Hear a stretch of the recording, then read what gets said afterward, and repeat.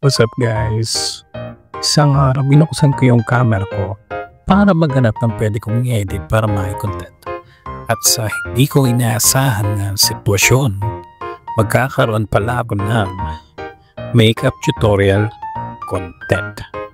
Yes po, makeup tutorial content. Tama ang nabasa mo.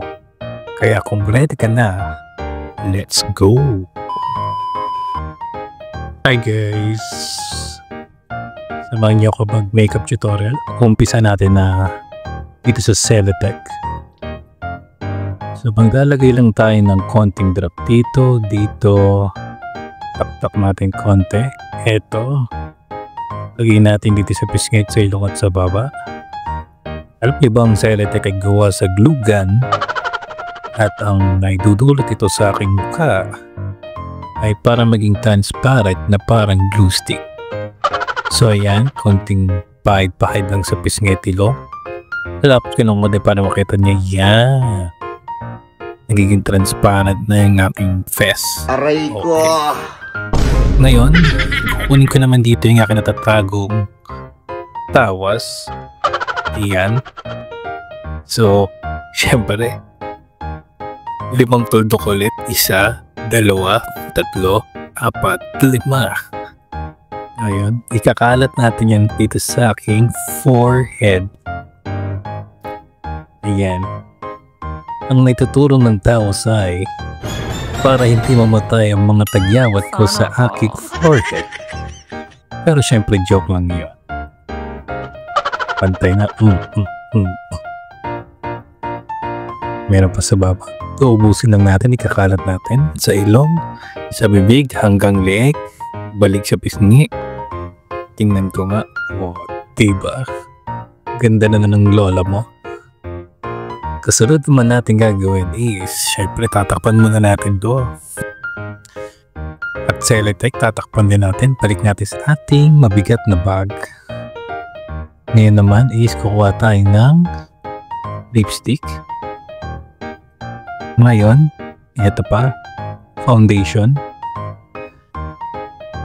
Ito ang magic guys. Pagsasamahin natin yung lipstick,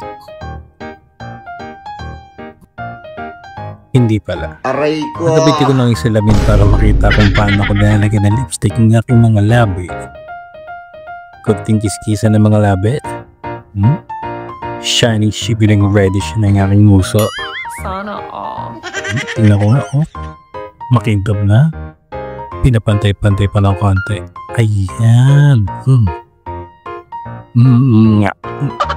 Okay. Okay ba? Ganda-gandahan na.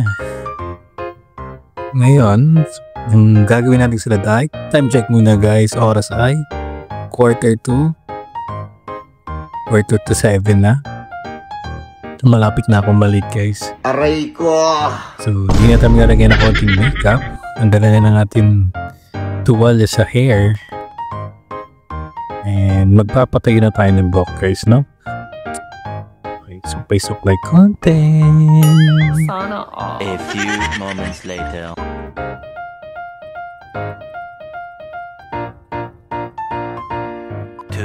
Thousand years later.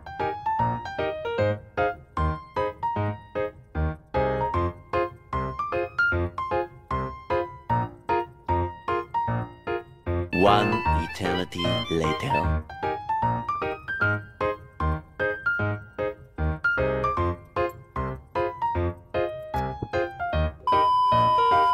So yun guys, tapos na tayo magsuklay ng napakatagal. Nagdamit na tayo ng kulduray na jacket na pinutol ni Aling Bebang kaya sobrang iksi. Aray ko! Yan. Ready na tayo pumasok. Face check. So di na ako masyadong nilagay ng makeup ha. Papasok na ako guys. Bye bye.